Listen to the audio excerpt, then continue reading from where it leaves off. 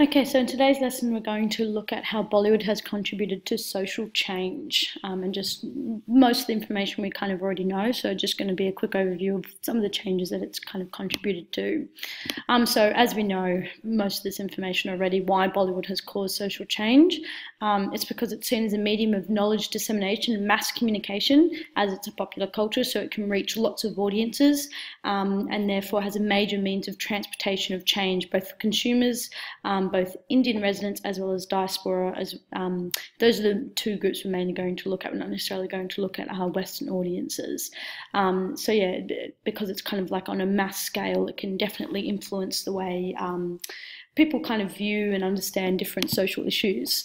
And also, as we know, Bollywood is kind of seen as an amalgam of social reform and stylized entertainment, and that's because it seeks to represent relevant and current issues, and kind of portrays it in many different ways, and understandings and perspectives, and so kind of presents different views on those social issues, and therefore it has a fundamental ability to create change in individuals and wider society, especially for the youth, both within India and for the diaspora. And this is also because, again, as we know, Bollywood is seen as a projection of Indian identity and Indian nationhood, and therefore the way it represents different ideals and understandings definitely influences how Indians understand those issues as well. So the first thing that kind of Bollywood has had an influence on is the caste system. So Bollywood has represented the caste system through several different films, especially originating from around the 1980s, and continues to kind of discuss the issues of caste and the caste system in current films as well. So most notable movies that have discussed the caste system has been in depth. So it's been covered from the 1980s, but has not necessarily centered around or focused on the caste system, except for some of these more notable films, which is like Bandit Queen in 1996, and Arakashan in 2011, and Eklavya, the Royal Guard in, oh, that's meant to say 2007, which kind of all deal with the political, economical, and social disadvantages for Dalits and how society sees them. So if we can remember, the Dalits are the group at the bottom of the class, or the untouchables as they're also known, and these kind of films really dealt with in detail kind of government policy that deals with this, the kind of police and how they deal with Dalits and their issues, as well as just general economic and social disadvantages that the Dalits face. On top of this, kind of in regards to this, why it's kind of not dealt with in more depth, or more films have not covered this, is because of considerable censorship, both through official means as well as unofficial means, because generally in society it's a social taboo to discuss untouchability. So the CBFC and government tend to ban or censor films that discuss untouchability in any great depth, as well as just socially. If the film was kind of covering it in a lot of detail, then it wouldn't necessarily be considered too popular, because of the kind of uncomfortableness that many Indians feel in terms of discussing issues of untouchability. So now, just to make it clear, Bandit Queen, Arakashan, and Eklavya don't cover untouchability. They cover Dalits' social standings. They don't cover the kind of social interactions that many people have with Dalits, in terms of not letting them sit in certain areas, not letting them walk in towns without their shoes on, not letting them eat in certain areas, making them sit at the back of classrooms, those kinds of things. So no Bollywood film has really covered that in depth, and that's because of the kind of social as well as political taboos around kind of discussing that issue. However, stars openly discuss this outside of the films. This can be seen through Amir Khan, who hosts a talk show about social issues, and he regularly discusses social issues as well as the caste system, as well as Preeti Zinta, who is a female Bollywood actress who sponsors a school for lower caste girls. So it's more outside of the films that untouchability is discussed, but Bollywood does still discuss issues of caste system in India. So and this is kind of increasing. So Bollywood is increasing to shine a light on the social and economic and political issues that face those of lower castes.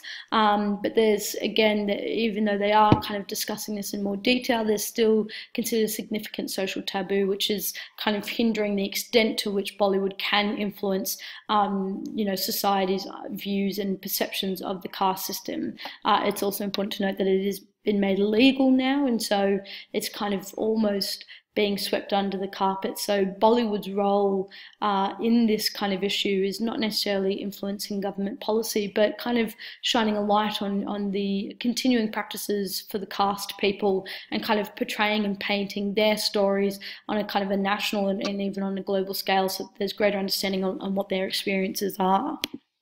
The other way Bollywood is influencing society or social changes through nationalism. So as we know, through the growth of movement for independence and then post-independence and the partition of India, Pakistan and Bangladesh, there was a creation of lots of social boundaries based on class, community and religion. As we have previously looked at, there was a significant divide created by the British in regards to Hindus and Muslims, and that kind of divide has existed continuously throughout, and so there was a considerable and significant divide for many aspects or social aspects within India. So filmmakers kind of sought to create a united nation through representations of national issues. So as we know, Bollywood has consistently, as an internal mythology, reflected nationalistic issues in regards to valorizing the poor and representing the government and representing national issues in terms of East versus West and all of that kind of stuff. And this was kind of used as a means, especially through stories of migration and displacement, to provide a unified identity for Indians to connect to. And also on top of that, Bollywood was initially quite optimistic for the future. It presented the state as being able to kind of deal with the development and the build-up of India as a nation, as well as the working class and the poor as heroic, and so really building up that positive nationalistic attitudes towards their society and what they could potentially become. Also, the use of music, language and characters helped to provide or present a unified Indian identity that kind of went beyond regional and cultural boundaries. And we can kind of see that through the fact that most films, they're not really tied to any kind of ethnic group or religious group. It's more centered around Indian lives and Indian stories rather than being targeted or tailored to any one location or any one kind of group of people. And then, a really good example of this kind of build-up of nationalistic attitudes, one of the earlier films was Shri 420, and this is because it followed a young man's migration from a rural village to a city, which was kind of advocating that commitment to the nation and national identity, and really helped to kind of build up that hype and that understanding and kind of excitement for India as a nation and kind of people's role and contribution to that. Bollywood has also helped to establish an Indian identity separate to Britain. This is especially done through music, as Bollywood music was seen as being the first national music India had, as well as reaffirming traditional Indian dress through the video clips that we see, as well as through the films and kind of the things that the characters are wearing. The music industry really took off significantly after Bollywood kind of gained its national level during the British rule and then after British rule as well. And so it really helped to propel Indian music on a national as well as a global scale, really helped to build up that kind of unified national identity through the music. And so whilst it was reflective of nationalistic attitudes at the time, it also served to heighten and increase understandings of nationhood and national Indian identity, which whilst the kind of understandings of nationalism has shifted in the terms of that it's not necessarily focused on building of a nation, it's more focused on global issues, Bollywood is still serving to do that, as we know. It's still serving to create a national Indian identity for both Indians within India as well as the diaspora, and presenting, understandings of nationhood that transcend cultural borders or religious borders, or to even some extent class and caste borders as well, through the way in which they portray different groups within the films, like the poor connecting with the wealthy, and like following the stories of Dalits and their experiences in Indian society. And then obviously, as we know, Westernization has also had a massive influence on Indian society, and that's seen through the increasing Western ideals and values that have been seen in Bollywood. So there's kind of three parts to this that we're going to cover. And so, as we know, the increasing diasporic and Western audiences has led to greater Western content, which is leading to social change in India. And this can be seen through the increase in consumerism and sexualization, as well as in the decrease in conservative relationships. So firstly, consumerism, as we know, is an attitude or a value that is constantly projected and propelled through Bollywood films, as well as the associated paraphernalia, as well as the external mythologies. They all kind of play a part in building up and developing consumerist attitudes. This was firstly seen and most significantly seen through the shift from the poor to wealthy in the internal mythologies within the films, which is really encouraging a capitalist and consumer-driven culture. This can also be seen through the fact that, you know, many Bollywood films romanticize commodities. They turn commodities into a feature that connects with identity, or a goal that the protagonist needs to achieve, or essentially just a way to distinguish or identify an individual within the movie. And they're really kind of represented as that kind of aspirational commodity, not necessarily just something that everyone can access. This is especially seen through the car storyline within Humpty Sharma Ki Duhani. The fact that he's saved, the part of the plot is him saving up to buy a car for him and his dad, and then he gets given, you know, this fancy new car by the girl, and kind of the emotional kind of story that's built around that really helps to romanticize commodities as well. This is also seen through Student of the Year, through a range of things, the focus on clothing, the focus on the cars and the bikes, and kind of how that represents different identities of the different individuals, and how they're kind of tied, their identity is almost tied to those commodities. Again, is romanticizing the commodities and kind of encouraging a consumerist driven culture. And then we can also see how Bollywood is doing this through the increased use of Bollywood actors in advertisements and product placements, as we've looked, as well as brand association. So as we know, the stars are increasingly being used to connect to or advertise products, and this is through their own brand associations, as well as through companies wishing to have them sponsor their brands.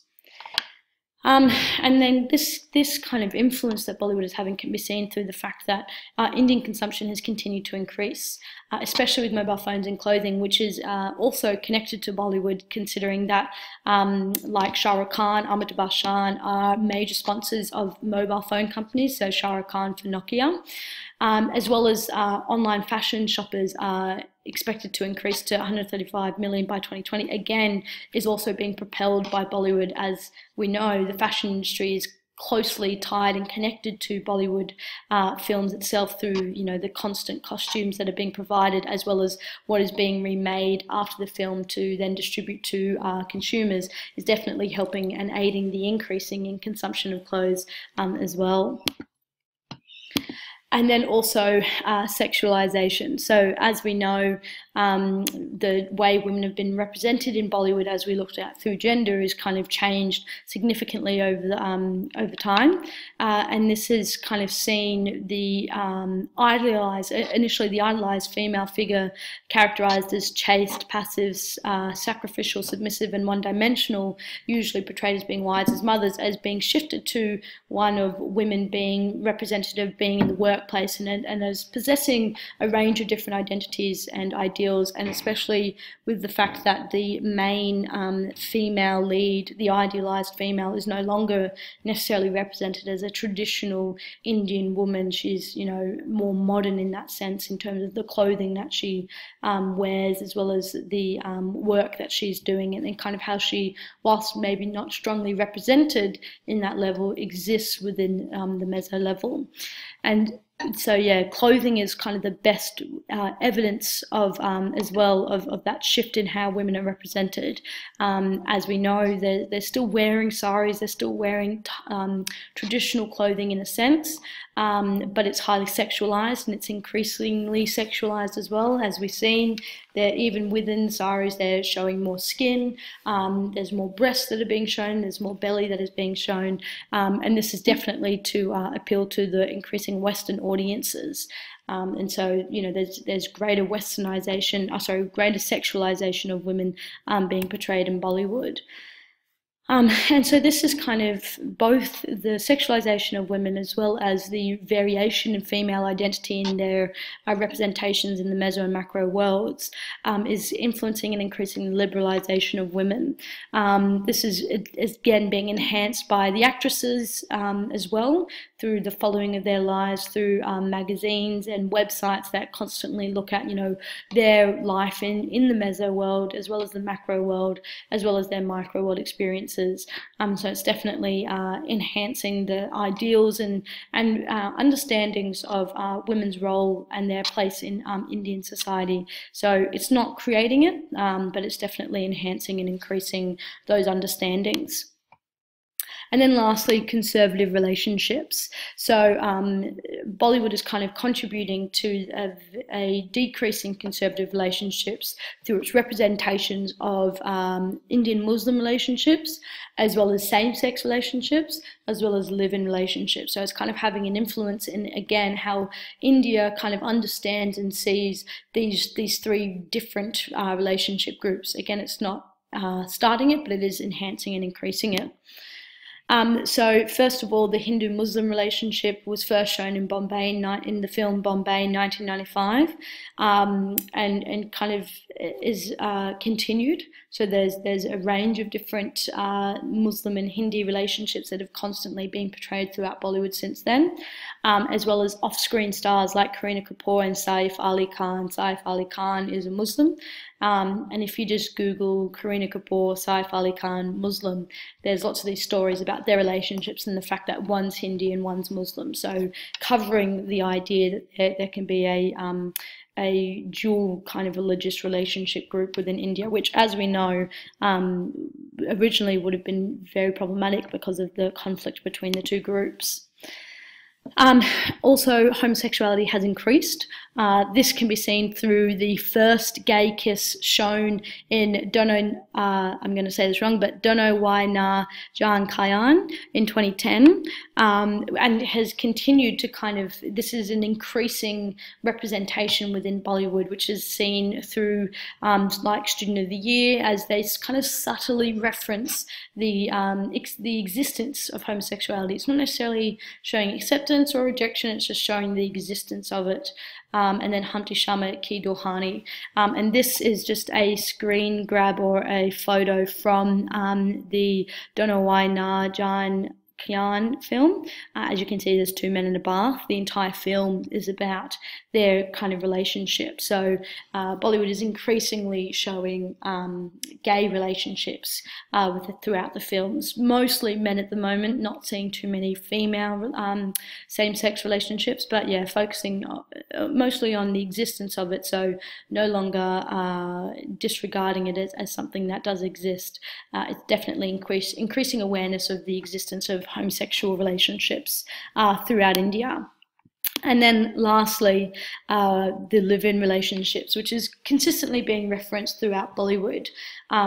We see that pretty much in every single film that you guys have watched at the moment. There's, except maybe Queen, although even in Queen there's still an example of live-in relationship through the French Indian female. And so, that's kind of been projected as the new norm in a sense. No longer are arranged marriages kind of projected as the way in which Indians, form relationships. It's now, love interests that form and come together, and then kind of get together in the end by their own desires. And this is definitely contributing to the decrease in parental arranged marriages. So there is a massive decrease in parental arranged marriages within India. Instead, individuals are choosing their own partnerships and then turning to their families to help arrange that partnership rather than, giving them a range of suitors to pick. So the way in which Bollywood is representing relationships within the internal mythologies and the characters it chooses to represent is again building awareness of India's understandings of homosexuality, as well as Hindu-Muslim relationships, as well as live-in relationships, or just less conservative styles of forming relationships, and it's definitely increasing the awareness of that, and to some extent the acceptance of that as well.